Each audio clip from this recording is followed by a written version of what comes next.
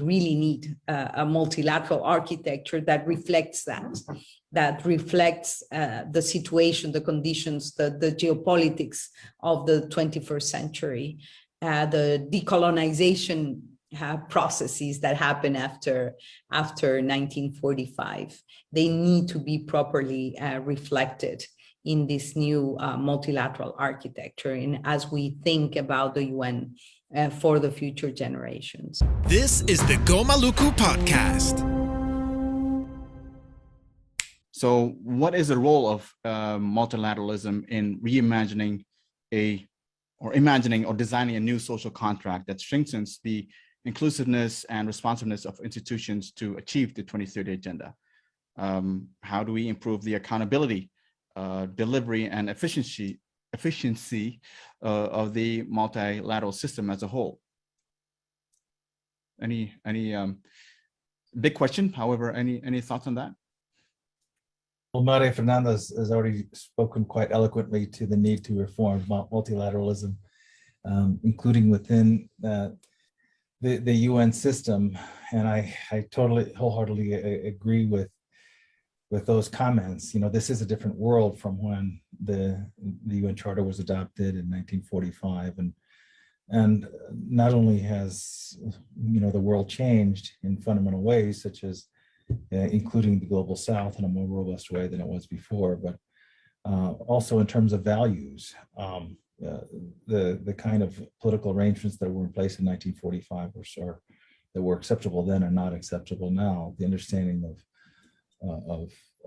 the rights of Indigenous peoples is a prime example of how the world has been more expansive in terms of, developed more expansively in terms of understanding the rights and values of different segments of the world's population in a more progressive and just way. What I would say, the role of multilateralism can be, if we think of it in a reimagined, more adequate to the current circumstances way, is to see multilateralism be more, a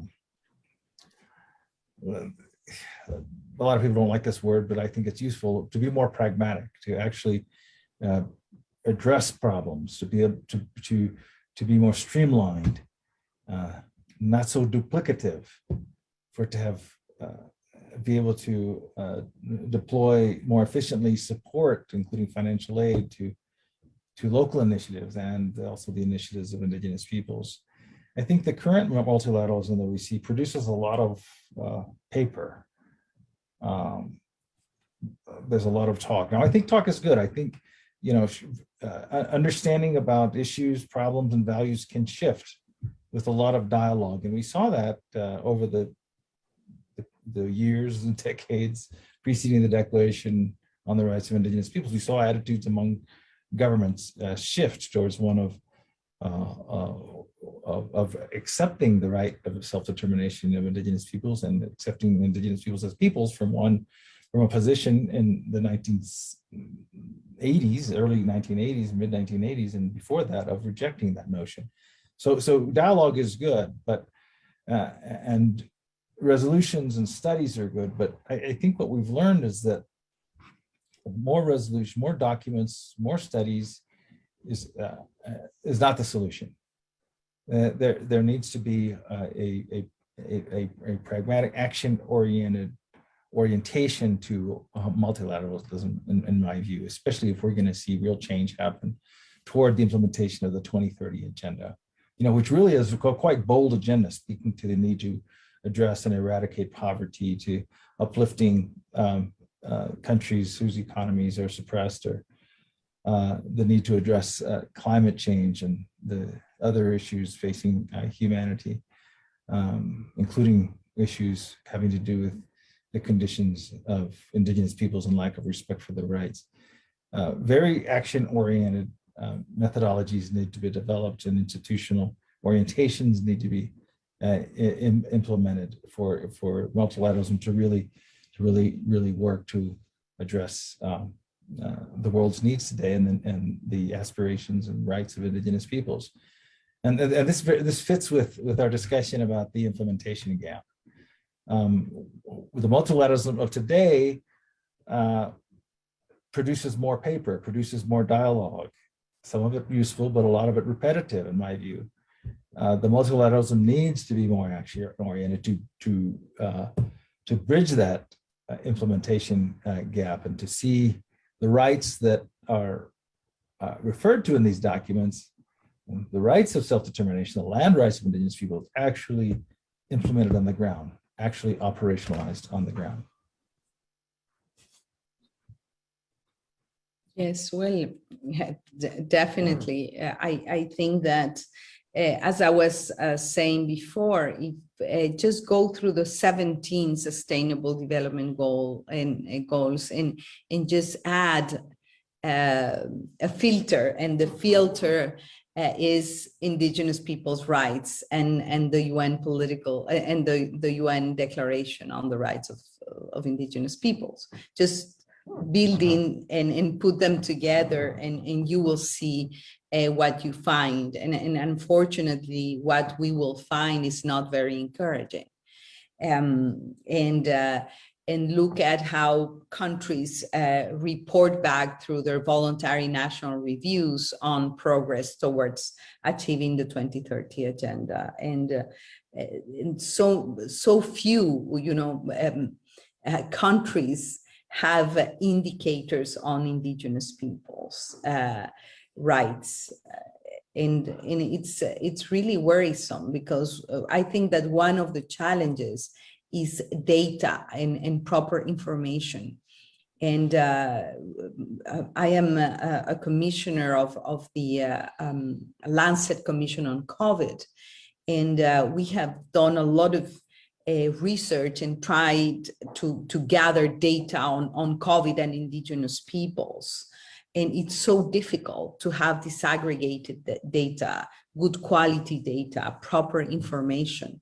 And that's also the responsibility of states, but with the full engagement of Indigenous peoples. And in that, I think it's one of the issues that we need to tackle and address seriously, the data and quality information gap.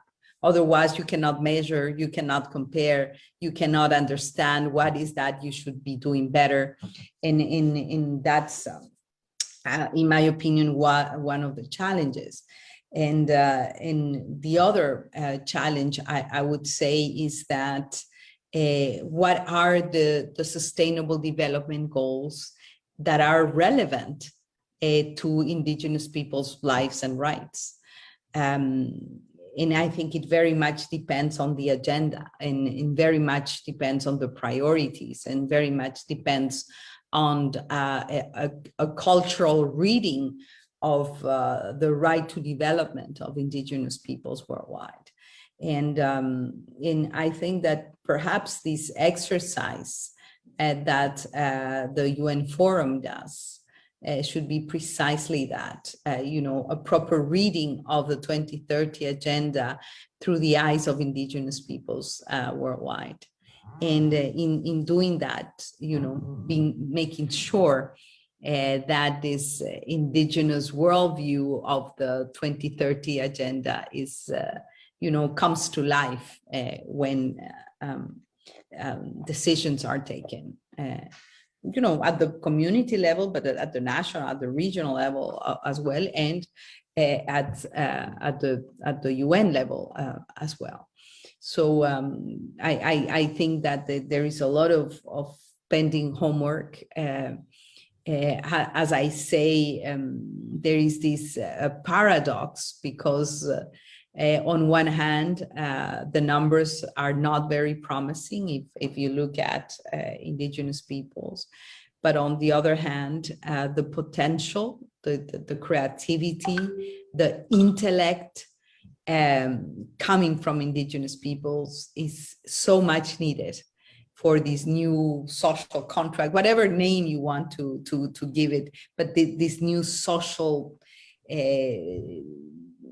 I wouldn't say scaffold, this new agreement, this new opportunity to reconcile. I heard the Secretary General once said, we need to make peace with nature, but I think we need to make peace among ourselves. And if this is called a new social contract, perfect. And for that, I think we really need a multilateral architecture that reflects that reflects the situation, the conditions, the geopolitics of the 21st century, the decolonization processes that happen after 1945. They need to be properly reflected in this new multilateral architecture, and as we think about the UN for the future generations. And we are given an opportunity, as I repeat constantly, this is a whole of society effort. It's not only the responsibility of member states. It is about the voice of indigenous peoples, of civil society, of academia, of the scientific community, of the private sector. And I believe that the private sector and the philanthropic community, they both have a critical role to play in a very horizontal and respectful dialogue process and co-building process as well. So there's a lot. I don't like to be very prescriptive, but I do think that when we speak about building forward better, building back better after the pandemic, we really need to sit down and have a checklist that we all agree upon. Because, it's as when we speak about sustainable development, it can mean, if we ask here, if I ask you, Ghazali, or, everybody, the audience that is following us, more than 500 people, we all would have perhaps a different response, a different way to describe sustainable development. In the same way, I think that when we speak about building forward better, we need to come up with minimum common denominators that are centered in human dignity, in human rights, in the main instruments like the UN Declaration, and say these are the fundamentals for the world of today. And in use, of course, the very useful framework of the Sustainable Development Goals and the 2030 Agenda. And again, is so worrisome that we commit to so many things, but when it comes to numbers and data, it doesn't reflect, the effort and the outcome. Usually there is a sort of a disconnection in between. And we have seen that with the IPCC report that came up today. It's so worrisome. And we know that who suffers from the climate crisis, who suffers from the climate destabilization, the small island developing states, the vulnerable populations worldwide. The millions of climate refugees are increasing worldwide, and let's hope that these multi-millionaire stimulus packages that we're seeing, especially in the industrialized world, really are translate into greener, more inclusive development, and because we cannot have the same old system, same old way of behaving, the same old way of taking decisions. Concentration of power and wealth is it hurts when you look worldwide, and I think we need to do something about it. My friends, I hope you enjoyed this. Please consider to subscribe, to comment, and to share this video on your socials.